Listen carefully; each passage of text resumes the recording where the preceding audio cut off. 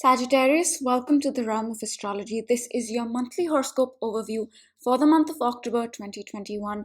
But before we begin, I would like to let you know that I do daily video horoscopes, weekly video horoscopes, and monthly sun rising sign video horoscopes that you can watch on my YouTube channel. And I also request you to hit the subscribe button and the bell icon so that you can be notified every time I post a video.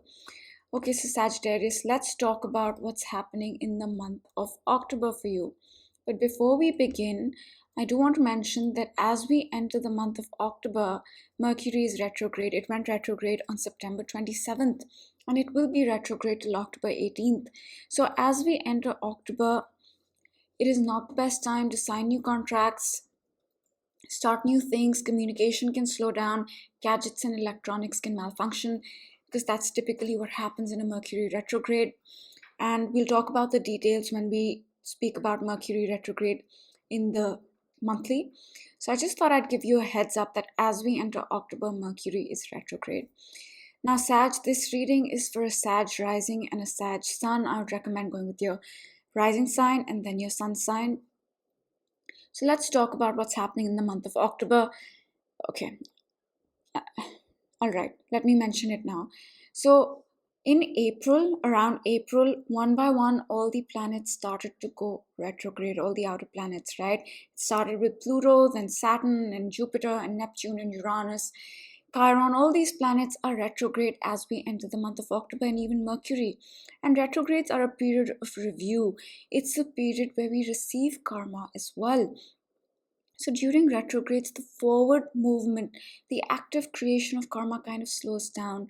So since April, the pace of things has kind of slowed down. It's been more of a review. It's been more of receiving the rewards for the work we already put in before April.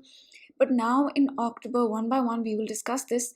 One by one, all the planets will start to go direct. And that means that the forward movement, the active creation of karma, the new territory that we haven't seen yet will start to happen again.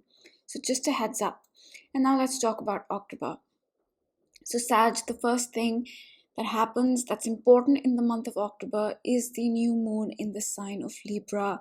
This is happening at 13 degrees of Libra, which puts it in your 11th house.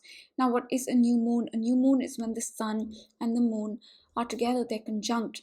And a new moon is essentially a moment, a point where we seed something, we begin something in some ways that we will work on for the next 28-30 days. And for you, Sag, this new moon is happening in your 11th house of your hopes, goals, and dreams, the future, your social circle, not your closest friends, but the acquaintances you keep, the groups that you belong to. And if science, tech, and innovation applies to you, then that as well. This is also the house of humanitarian activities and social activism and things like that. So if that applies to you, then those as well. And so this is a new beginning, a new seed that you're sowing in this area of your life. It could be simply that you have a new dream, a new goal, a new thing you hope for. It could be something like that. And the whole month you will figure out how to make that happen. Something like that.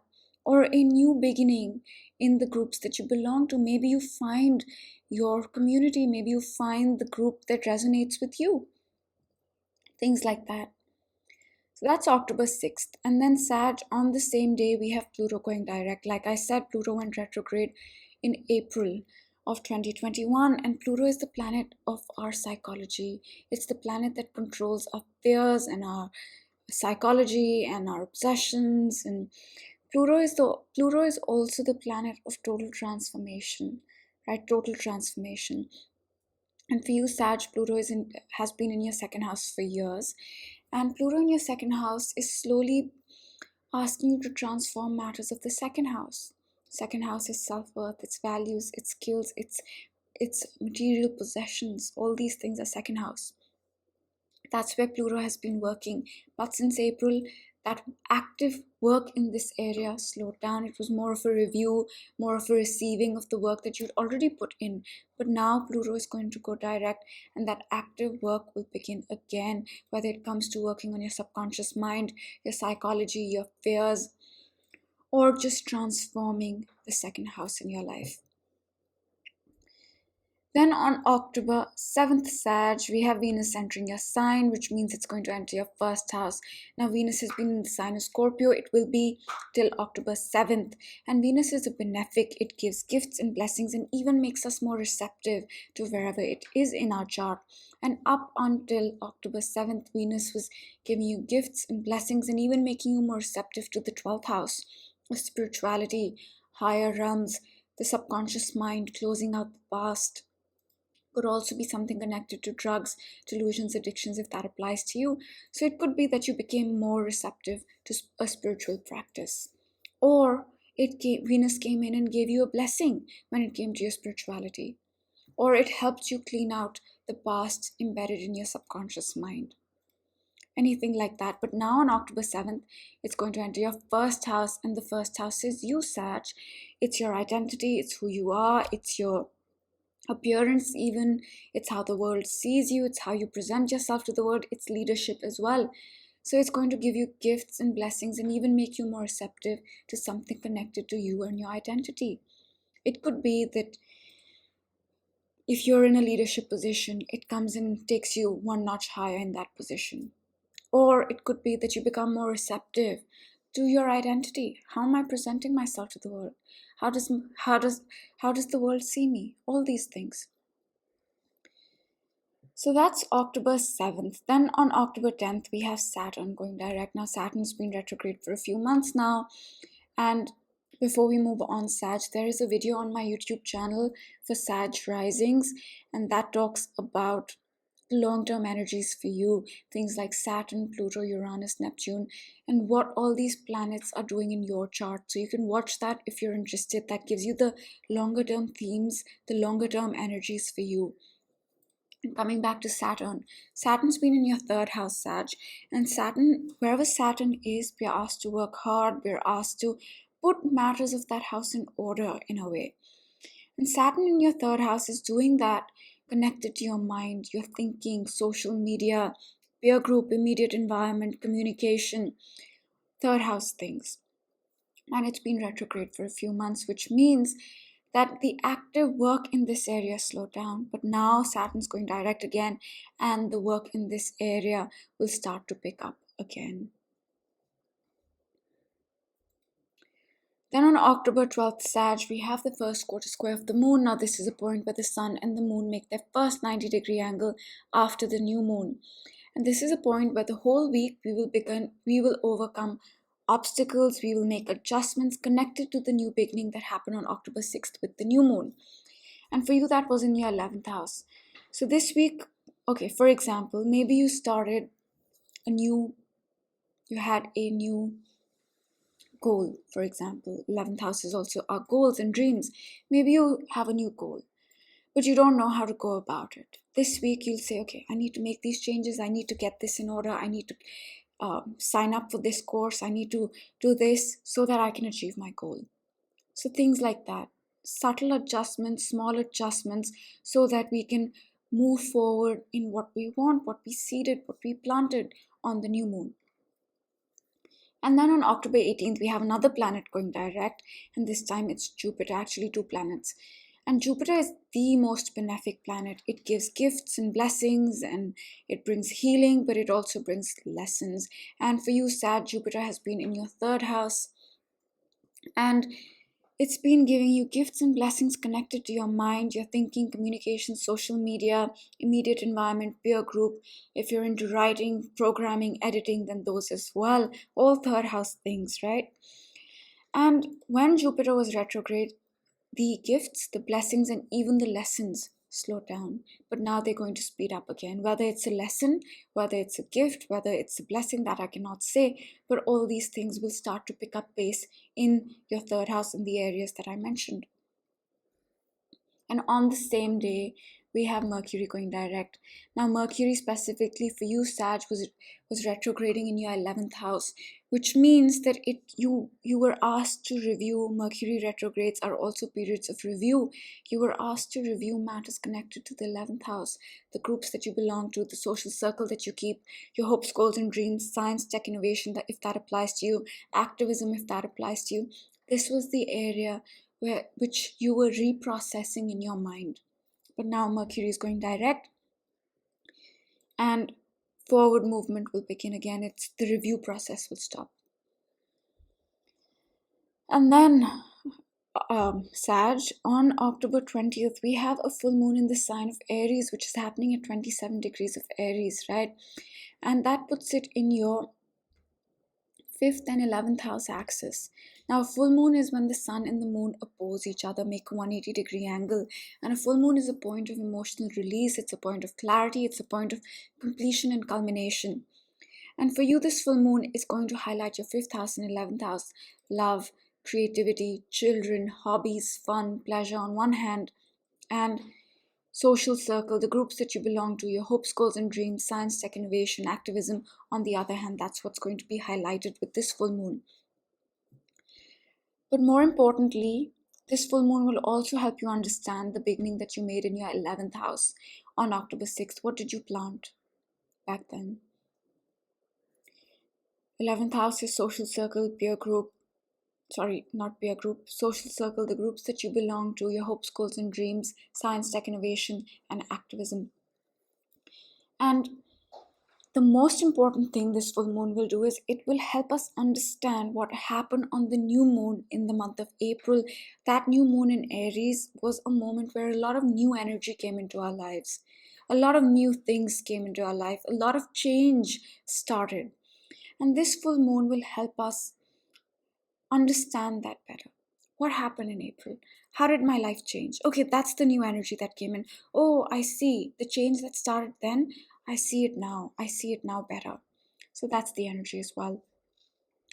And then on October 23rd, Sag, we have the sun entering the sign of Scorpio. It's going to leave your 11th house and enter your 12th house.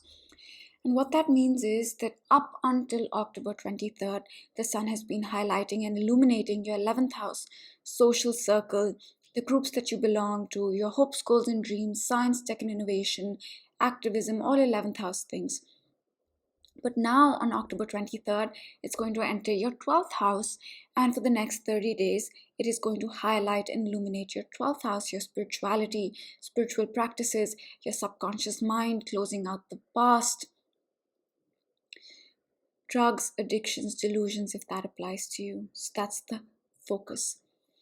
And then on October 28th, we have the last quarter square of the moon. Now, this is a point where the sun and the moon make their last 90-degree angle before the new moon on November 4th. And this is a point where the whole week starting October 28th till November 4th is about release and letting go of the new beginning or whatever you planted on October 6th in your 11th house. So this week you're assessing what stays, what goes, what comes with me to the next lunar month. So it could be that maybe you started a new goal on October 6th with the new moon in your 11th house. But this week you say, okay, you know what? This is still my goal, but I'll remove a part of the goal. This part of the goal is not for me. It's not what I want anymore. This part I want. So that becomes your new goal. Things like that. Or it could just be an emotional release connected to your hopes, goals, and dreams. Maybe you felt very passionately about a dream you had, right? Something that you really wanted. But now you're saying, I thought I wanted it, but not so much anymore. I let it go. Things like that. And then on October 30th, Sag, Mars is going to enter your 12th house. Now, Mars is an energizer. It reinvigorates and re-energizes any part that it's in. And Mars takes about 2 years to enter a particular sign, which means a particular house. So Mars, up until October 30th, is going to be in your 11th house, meaning it's going to re-energize and reinvigorate your 11th house. For example, if you weren't, for the past 2 years or so, if you weren't taking an active part in your social circle or the groups that you belong to, Mars might come in and say, hey, it's time to participate. Why aren't you participating? Or if you haven't had any goals or dreams lately for the past 2 years, you felt tired or whatever, Mars may come in and say, okay, you know what? You need to have a goal. You need to have a goal. Let's make it happen. Mars is action. So wherever it is, that's where we take a lot of action. And now on October 30th, it's going to enter your 12th house. So that's what it's going to re-energize and reinvigorate almost after 2 years. That's where the action is going to be. And what's the 12th house? Closing out the past, the subconscious mind, it's also our spirituality, it's spiritual practices, it's drugs, delusions, addictions, and lies as well. So it could be that Mars comes in and says, hey, you used to be so spiritual. You used to meditate every day. What happened? Let's start that again.